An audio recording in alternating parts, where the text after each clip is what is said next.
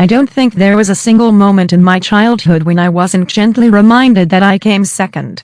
Not in a dramatic way, no family meeting where they spelled it out for me. Just a slow, quiet drip. 1,000 tiny instructions, glances, decisions that all whispered the same truth. My younger sister, Brooke, was the one who needed more. More attention, more understanding, more forgiveness. And I was the one expected to give it. If she broke something of mine, my mother, Diane, would look at me and sigh. "She's younger, Katherine. Just let it go." If Brooke threw a fit over a toy I was using, Diane wouldn't scold her. She'd turn to me almost gently and say, "You know how she gets. Just let her have it." Even when I didn't want to, I did because I was older. Because I knew better. Because they made sure I understood that Brooke's emotions mattered more than fairness. It didn't happen all at once. That's the thing I need people to understand. It wasn't one massive betrayal. It was the slow, careful construction of a world where my needs were always optional. The pattern started early and never changed. It just grew more complicated as we grew older. What began as toys and tantrums turned into expectations and rules that were never equally applied. I wasn't just the older sister. I was the buffer, the fixer, the one who could take it. And in that quiet daily sacrifice, I started to disappear. I never screamed about it. I didn't rebel or throw things or demand to be seen. I adjusted. I learned to move around Brooke's moods like she was a force of nature. I learned how to offer silence when I wanted to speak, how to give in before it became a fight, how to smile when I didn't win. And the worst part is I believed that made me strong. I carried that belief with me into adulthood, into every choice I made, into how I measured my worth. That if I could just keep things calm, carry the weight without complaint, they'd see me differently. They never did. By the time I turned 16, that quiet understanding had become law. If I wanted anything beyond the basics, a phone, decent clothes, a chance at independence, I had to earn it myself. So, I found a weekend job. Then, after school shifts, I stocked shelves, wiped tables, ran registers. I worked because no one else was going to give me anything. And I learned early not to ask. But when Brooke turned 16, it was different. She didn't apply for jobs. She didn't even pretend to care about money. On her birthday, Rick, our father, handed her car keys, and Diane handed her a credit card. "Just focus on your studies, sweetheart," my mother said, brushing Brooke's hair behind her ear like something out of a commercial. "We'll handle the rest." That was the phrase that never made an appearance in my life. We'll handle it. For college, I applied for every scholarship I could find. I still came up short, so I borrowed. I rented the cheapest room I could find. I ate box pasta 5 nights a week and worked 2 part-time jobs just to stay afloat. I was tired in a way I didn't know how to explain because no one ever asked. Brooke, meanwhile, got into a private university. Not just tuition, but housing, groceries, utilities. Everything was covered by Diane and Rick. She lived in a sunny off-campus apartment with white curtains and a balcony and never once had to skip a class because she was working a double. And when I asked Diane about it just once, gently her response was calm and simple. "Brooke isn't as strong as you, Katherine. She needs more support." That line was the spine of their logic, the foundation for every unequal choice. It didn't matter how much I struggled. What mattered was that I could survive it. And I did. That was the problem. When Brooke ran out of money, they bailed her out. When she totaled her car, they replaced it. When she maxed out her credit card, buying things she didn't need, Rick paid it without even frowning. When I was hit with a surprise medical bill, urgent, terrifying, I called home heart pounding, thinking, maybe just this once. Diane sighed and said, "I wish we could help, honey, but things are tight right now. You'll figure it out." I always figured it out, and they always let me. Eventually, I stopped asking, not just for help, but for attention, for care, for acknowledgement. I stopped expecting to be anyone worth worrying about. And somehow that made things easier for them. When Dan Myers proposed, I didn't cry. I laughed, not because I didn't care, but because I hadn't expected anyone to choose me with that kind of certainty. It was a quiet moment, just the two of us on a rainy afternoon. And somehow, it felt like I was finally being seen. For the first few weeks, I lived in that warmth. Planning the wedding felt surreal, like I'd stepped into someone else's life. A life where I could be the center of something without guilt. But as the date drew closer, something shifted.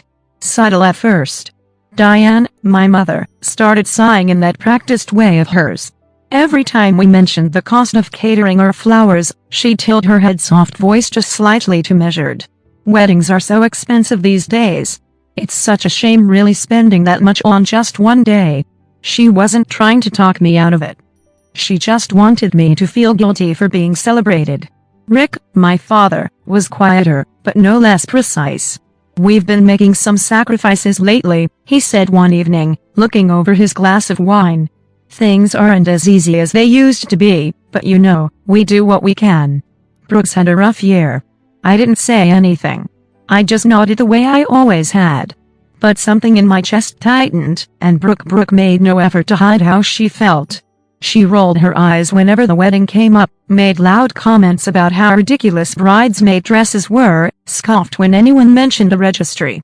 She even joked that I was acting like a princess when I cried during a cake tasting. But what cut deepest was the look on her face whenever someone gave me their full attention, like my happiness was a threat, like my joy was stealing oxygen she thought belonged to her. Dan noticed first. One night while I was obsessing over the seating chart, he stood across from me, arms folded, watching. His voice was calm, but the edge in it was new.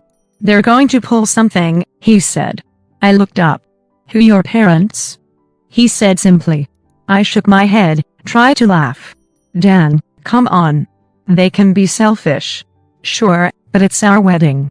They wouldn't ruin our wedding." He didn't answer right away, just watched me steady. Then he reached for his jacket, pulled out a sealed white envelope, and set it on the table just in case, he said. I didn't ask what was inside. I just looked at it, and for the first time, I wondered if Dan was right. The morning of the wedding felt too quiet. The kind of quiet that makes you think maybe, just maybe, things might go right. The sky was clear. The florist arrived early. My dress fit like it was always meant for me. And for the first time in years, I let myself believe I was allowed to have something beautiful. Diane greeted me with a warm smile and a cup of tea as if we did this all the time. She smoothed my hair like she used to when I was 5. "You look lovely, Katherine," she said. Truly. Even Brooke held back. She didn't roll her eyes, didn't sigh. She barely said anything at all. I took it as progress. The ceremony was soft and full of vows spoken through held breaths, eyes glistening in the light. The air was thick with roses, champagne, and something I hadn't known. I'd been waiting for quiet approval. My mother clapped during the toasts. My father danced with me. Brooke sat near the window and didn't complain when the music got loud. It was everything I hadn't known I wanted. A moment where I wasn't just tolerated, I was seen. And then there was the card. I found it just before walking down the aisle, tucked into my bouquet, a small ivory envelope with my name in Diane's handwriting. Inside was a short message. "No matter what today, you are our daughter and you are loved, Mom." It was vague, simple, but somehow it broke something open. For a moment, I thought maybe, just maybe, she saw me. Not as Brooke's shadow, not as the strong one who never asked for anything, just me. So when the music played and the room spun with people I loved, I let myself fall into the illusion. I smiled so hard my cheeks ached. I danced until my feet throbbed. I held Dan's hand like a lifeline. I told myself I'd been wrong to worry. They'd changed. They had to have changed because surely no one would pretend so perfectly just to tear it all down. It happened just after the first dance. The band had taken a short break. The room had quieted into conversation in soft clinks of glass. I was still warm from the music, a little breathless, cheeks flushed from spinning with Dan beneath the lights. That's when Diane touched my arm. She was smiling too brightly. The kind of smile that meant she was about to say something she knew I wouldn't like, but thought I might accept anyway. "Come with me a moment," she said. Voice, gentle, hands, light. I followed her to a corner near the bar, away from the guests, where the candles flickered low. She took my hands in hers and squeezed them like she had something beautiful to share. "You look radiant," she said, almost in a whisper. "It's a lovely evening." I waited. The pause wasn't casual. It was deliberate. Then she leaned in, her voice soft enough that no one else would hear. "We're keeping your gift money. Brooke needs it more than you do." For a moment, I couldn't speak. I thought maybe I'd misunderstood, that she'd said something else entirely, something harmless. But the way she kept smiling like she just handed me a blessing, told me I'd heard her exactly right. "I'm sorry," I asked finally. She sighed like this was difficult for her. "Sweetheart, you don't need it," she said. "You have Dan now. You're building a life together. Brooke's struggling, and it's only fair that she gets a little help." My fingers had gone cold. The hum of the reception blurred into a low drone behind me. I was still holding her hands, and I hated that I hadn't pulled away yet. "That money wasn't yours to touch," I said. My voice came out low, flat. Diane blinked just once. Her smile didn't drop, but something in it tightened. "We're your parents," she said like that explained everything. "In this family, we help each other." That was when I understood. This wasn't a misunderstanding. This wasn't temporary blindness or a lapse in judgment. This was exactly what she believed, that I was a resource to be tapped, that Brooke's needs would always outweigh my own. And even here, even on my wedding day, my joy, my celebration, my moment, she still expected me to hand it over, just like I always had. I didn't know he was standing behind me until I heard his voice. It was quiet and measured, but there was something in it that made the air go still. "Good thing we planned for this," Dan said. I turned. He was calm, hands in his pockets, eyes steady on Diane. Not angry, not surprised, just ready. Her smile faltered just slightly. "What do you mean?" she asked, still holding on to her expression like it might shield her. Dan didn't answer right away. Instead, he reached into his jacket and pulled out the envelope. The one he'd given me weeks ago, the one I hadn't opened. He held it between two fingers and extended it to her like an offering. "Go ahead," he said. "Open it." Rick had joined us now.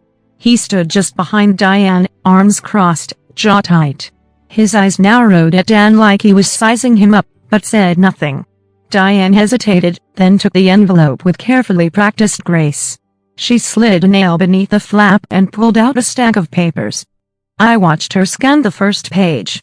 Her hands didn't shake. Not yet. But I saw the stillness in her face, the tightening around her mouth, the way her breath caught halfway through the second paragraph. Rick leaned in to read over her shoulder. I saw his brow crease. "What the hell is this?" he asked. Dan's voice didn't rise. It didn't need to. "It's a notarized legal declaration," he said. "Signed 3 weeks ago. It states that all wedding gifts, monetary or otherwise, are legally the property of Katherine and me." Diane blinked. Dan continued. "Any attempt to withhold, redirect, or access those funds without our consent constitutes theft and will be prosecuted." The silence after that was thick enough to choke on. Diane looked at me now, not with sweetness, not with that gentle condescension, but with a flicker of something I hadn't seen in her before. Uncertainty. "You wouldn't take us to court," she said barely above a whisper. "We are family." Dan smiled, small, controlled. "Oh, I would," he said, and he would. I could see it in the way he stood. Not defiant, not angry, just unwavering. He had drawn a line, and he would not let them step over it. Rick's mouth opened, then closed again. I didn't speak. I didn't need to. For once, I wasn't the one explaining, defending, or softening the blow. I just stood beside my husband and let them sit with the reality they'd never expected. That they had pushed too far and that someone was finally pushing back. The silence didn't last long. Brooke stepped forward, her heels clicking too sharply against the floor. Her face was flushed lips, tight eyes wide with disbelief. She looked between the envelope and Diane's hand and the unreadable expression on Dan's face. Then she cracked. "This isn't fair," she shouted, her voice sharp enough to cut glass. "You're married now, Kate. You don't even need that money. You have a husband, a future, everything, and I have nothing." Her voice rose higher with every word, each sentence more breathless than the last. "I'm struggling. And you don't even care." I didn't answer. I just watched her. And for the first time, I didn't feel anger. I didn't feel shock. I felt something colder. Because in that moment, it hit me she meant it. She wasn't lashing out. She wasn't being manipulative. She wasn't throwing a tantrum to get her way. She truly deeply believed that she had a right to what was mine, to the money, to the moment, to anything I had that she didn't because that's how it had always been. Her pain, real or imagined, mattered more than my boundaries. Her struggle, self-inflicted or not, was always more urgent than my stability. I'd spent years hoping she'd grow out of it. That one day she'd wake up and realize she wasn't the center of the universe, that she'd stop asking, that she'd finally learn to carry her own weight. But as I watched her now, shoulders trembling, fists clenched, tears streaking her face like a child denied dessert, I knew the truth. She was never going to change, and I was done waiting for her to. Rick stepped forward so fast it startled even Diane. His face was red, his mouth tight, eyes hard as stone. For a moment, he looked like he might explode, not just with anger, but with something deeper, something wounded. I have never been so ashamed of you, he spat. Not in my life. I didn't move. I didn't flinch, didn't fold, didn't look away. I met his eyes, steady, calm, the way I had never dared to before, and let his words hang in the air like smoke that no longer choked me. The shame he was trying to hand me didn't fit anymore. I didn't say it out loud, but the silence between us said enough. You don't get to be ashamed of the daughter you never protected. Dan took a step closer, his voice low, but sharp like a blade that didn't need to be lifted to draw blood. If you try to take 1 cent from us, he said, we will see you in court. There was no heat in his voice, no anger, just certainty. And that's what made it land. Diane's lips parted like she might say something, but no words came. Brooke let out a frustrated sob behind her, but no one turned to her now. Even Rick said nothing more because for the first time they understood the math had changed. There would be no pleading, no compromise, no playing on guilt or history, or the 1,000 quiet ways they trained me to fold. There was only this: a daughter who didn't need their approval, a husband who would stand beside her, and a line they would not cross again. We walked away without a word. The music behind us had picked up again, strings and soft laughter, trying to fill the space that had cracked wide open. But to me, the hall felt hushed, as if the air itself knew something had shifted. Dan's hand was warm in mine, steady, certain. My spine lengthened with each step. I didn't glance back. I didn't need to until I felt her fingers close around my wrist. The grip was too familiar, tight, but trembling. Katherine. My mother's voice was small, barely more than a breath. I turned. She looked unrecognizable. Her eyes were wide, her composure gone. The practiced grace she'd worn like a second skin for decades had fallen away. What was left was a woman unraveling. You don't mean this, she whispered. We're your family. I didn't answer right away. For once, I let the silence settle on her shoulders. I let her sit in it, the weight of her words, the hallows behind them. I let her feel the truth she had never wanted to see. Then I spoke, not loud, not cruel, just steady. You were never my family, I said, tilting my head. You were Brooke's. Her face went still like the words had struck her across the mouth. Her hand dropped from my wrist as if it had been burned. Her lips parted, but no sound came. The collapse wasn't loud. It was quiet, almost invisible, but I saw it all. I saw the way her shoulders slumped. The way her fingers twitched as if trying to grab something that had already slipped through. The way her eyes flicked to Dan, not with anger now, but with disbelief. She had never imagined this moment, not once. She'd always assumed I'd circle back, that no matter what they took, I'd come home eventually. But this time, I wasn't walking away in silence. I was walking away with everything I had built on my own. And I wasn't leaving the door cracked. We kept walking, step by step, breath by breath, away from the people who had once called themselves my family. Behind us, the reception hummed faintly, laughter, clinking glasses, music. A soundtrack for someone else's version of the day. Not ours. Not anymore. And then I heard it. The scuffle of hurried footsteps. The sharp whisper of a breathless voice. Katherine, please. It was Diane again, her words chasing me, desperate now. I didn't turn around. Behind her, Brooke's voice climbed into a shriek. Something about how I was ruining everything. How she deserved better. How I had stolen the spotlight. Then came Rick, low and furious, cursing under his breath, no longer trying to hide his rage, only trying to hold together whatever pride he thought he still had. It all came at once. The pleading, the outrage, the fury, a perfect storm of the old pattern. Except this time, I wasn't standing in the middle of it. I didn't turn around. Not to Diane's cracking voice, not to Brooke's tantrum, not to Rick's bitterness, because they weren't speaking to me. They were speaking to the version of me. They had created the one who apologized, who sacrificed, who stayed. But she didn't exist anymore. That girl, the one who waited her whole life to be seen, to be chosen. She had finally chosen herself. Dan squeezed my hand once, quiet, solid, present, and that was all I needed. I walked on. Pasted the voices, pasted the wreckage, passed to the years I had spent begging for scraps. I didn't need a final word. I didn't need revenge. I didn't even need closure. Some things end not with confrontation, but with a silence. So final it leaves nothing behind. And in that silence I found a peace. There is no next section. This is where the story ends. No confrontation, no revenge. Just a woman who finally walked away forever.